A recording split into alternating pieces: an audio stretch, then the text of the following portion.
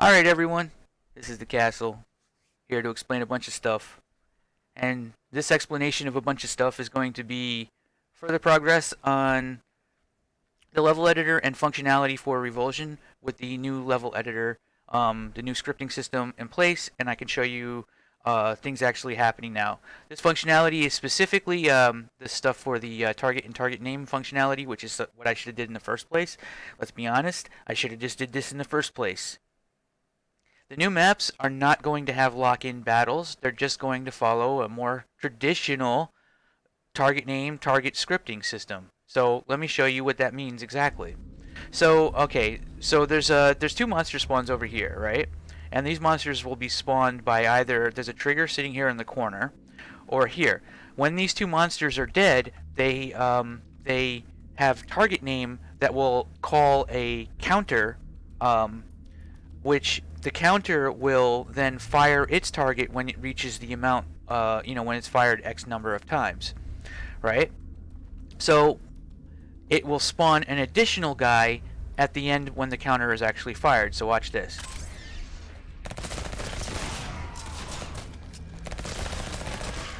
And there he is. What does this mean? Okay, it means that we have, target counter type functionality, in which case you can have, you can spawn 8 different enemies, and then after those 8 different enemies are killed, it'll spawn the next wave, and there you go. What this means, though, is that we're not really doing the, the lock-in battles, but rather there'll be more dynamic stuff going on. There'll be like, okay, when I kill this guy, maybe something will spawn over here. It'll be kind of lightly used in a different manner. It won't be like the lock-in battles of Doom 2016 where, you're trapped in a room, but rather there's just stuff kind of happening all over the place, right? So with that said, alright, here is the multi-manager. I just got a message for some reason. I'm not sure what that is, but I'll figure out what that is in a second. So there's a trigger in the middle of this room that will fire a multi-manager with multiple delays. So 3-second delay. Dude spawns here. Dude spawn here. Dude spawn there. And there you go. Now, if, whenever you go back to the fast travel node and everything resets, all of this functionality also resets.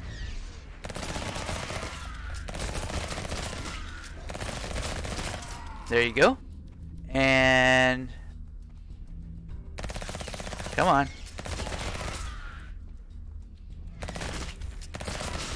Alright, so that's the functionality for the scripting system.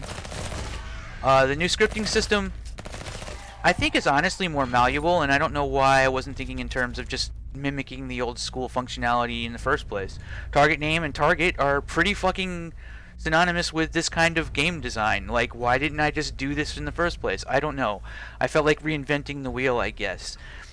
This gives a lot of flexibility in terms of types of ambushes and interesting situations that you can place on the player. And we don't have to do lock-in battles now. We can do more informal kinds of things. I mean, we can lock the player in and spawn waves of monsters, yeah, but why not just have it be more of an organic experience where after, you kill these 4 guys over there, something else will spawn over there. You know what I mean? Like, as you're progressing through the level in a more organic sense. Not only that, but the functionality to exit between, and go back and forth between different levels also is there. So, I have to work where the trigger is actually positioned and all that. But yeah, see, now I've just loaded up into a different map, and you'll notice that, like, you might have noticed, you might notice that you don't have to input the name of all 4 or 5 levels that might be part of a single mission. You only need to put in the first one where you want the player to actually start, and then everything else will be organically handled through the system itself. So you don't have to like deal with like inputting like 5 different names for 5 maps to make sure that they're all listed in the thing. No, you don't have to do that shit. All you need to do is input one map, and then you can play a mission that's 100 maps long and enjoy yourself and have a great time.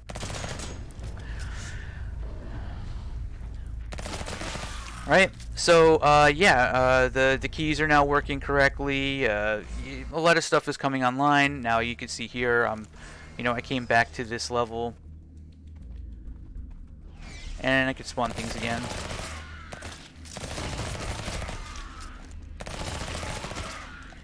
Alright, and so other stuff too that I'm not going to bother to show it because it would require me to kind of fly to an area in one of the levels that actually has slime, but slime and lava now actually deal damage. The problem is that I need to actually make sure that there's actual graphics, which kind of raises a lot of the other stuff. So let me take a look at what is going on here. Slime and lava now deal damage. This is, for the first revulsion, I'm probably going to keep the scripting system relatively simplistic.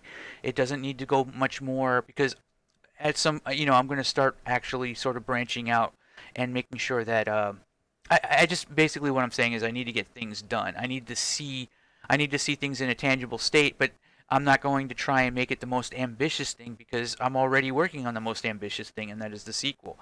The sequel being fully multiplayer and allowing for this kind of stuff to be organically done where people can be playing and taking control of monsters and blah blah blah. Like, that's really crazy stuff. That's the real crazy stuff.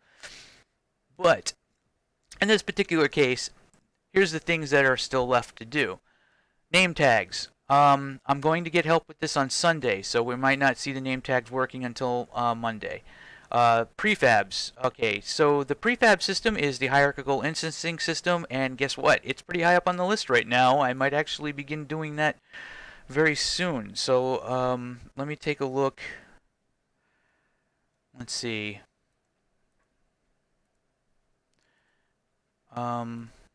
If I load up the editor,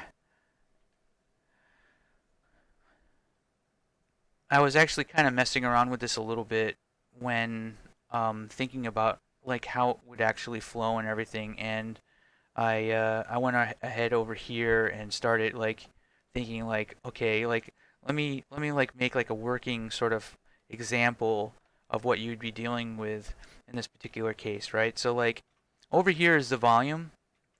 And this actually, one of the things that's actually interesting about this is that when I was doing this, I was realizing, hey, you can make the random world gen tiles using this system too.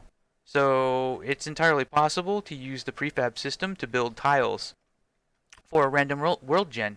All you need to do is make sure for the random world gen to work is make sure that you have a door on north, south, east, and west. One door per cardinal direction.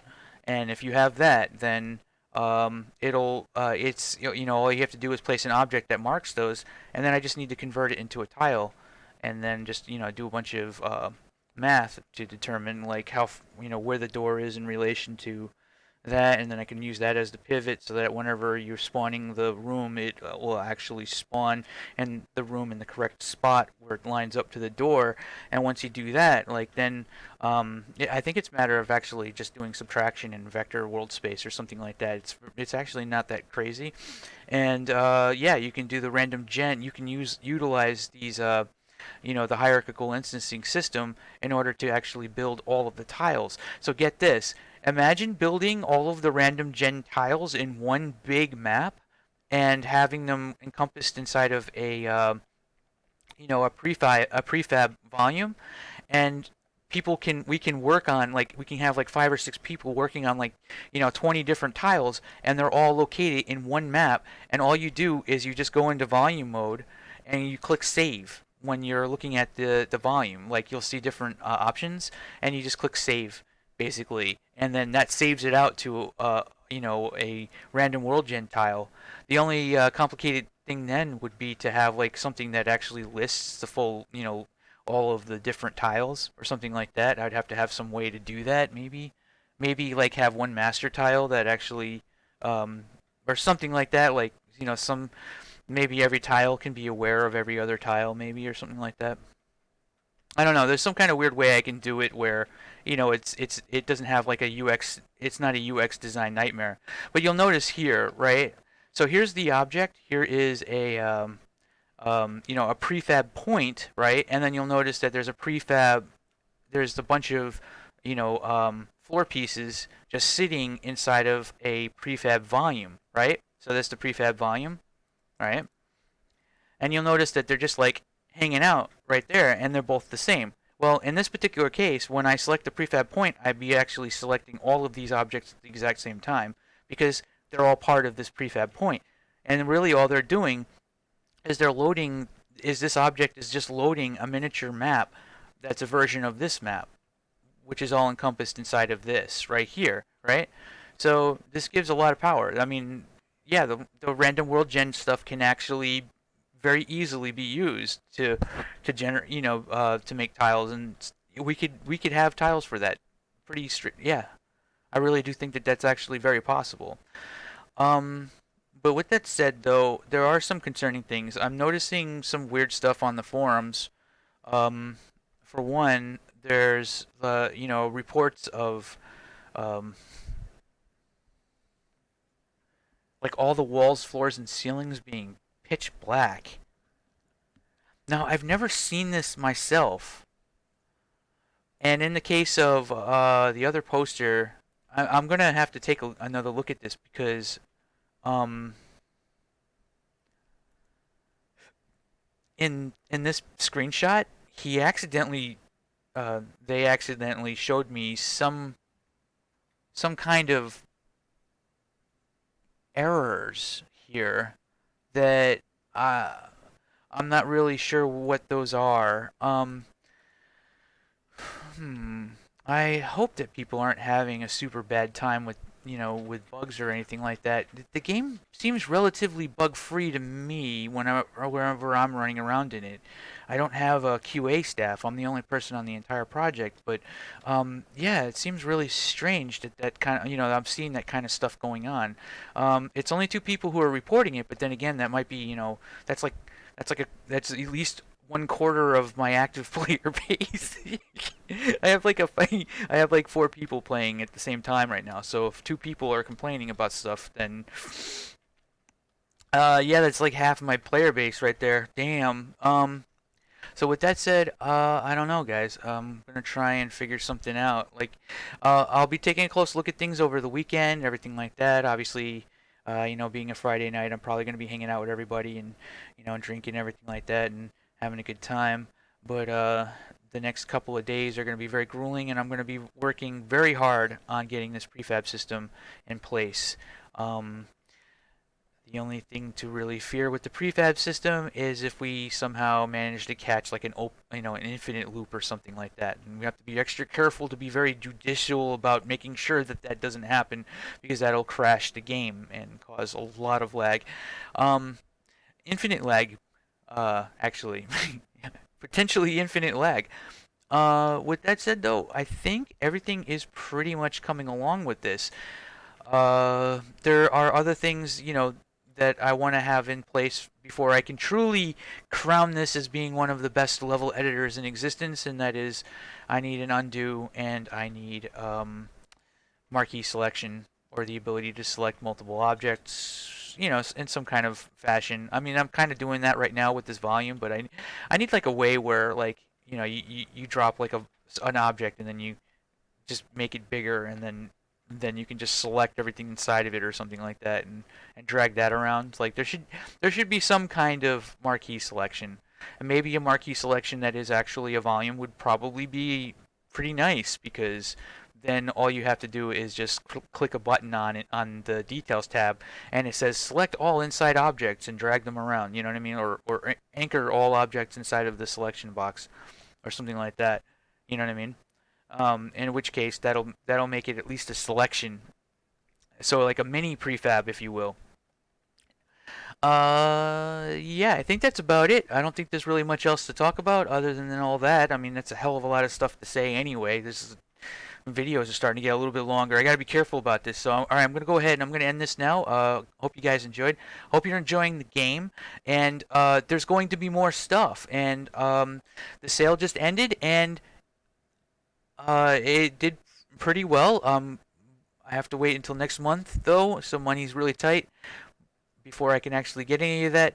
But I was really glad to see that sales are, not completely dropping off now that the price has gone back up to $9.99, which I think is actually a very fair price for a game like this, especially knowing that there's going to be more content and that you're getting to see the beginnings of this, and you get this level editor. It's gotta be a good deal. Anyway, with that said, I'm gonna go ahead and end the video. Take it easy, guys, and all that. Alright, I'm out. Stay tuned for more.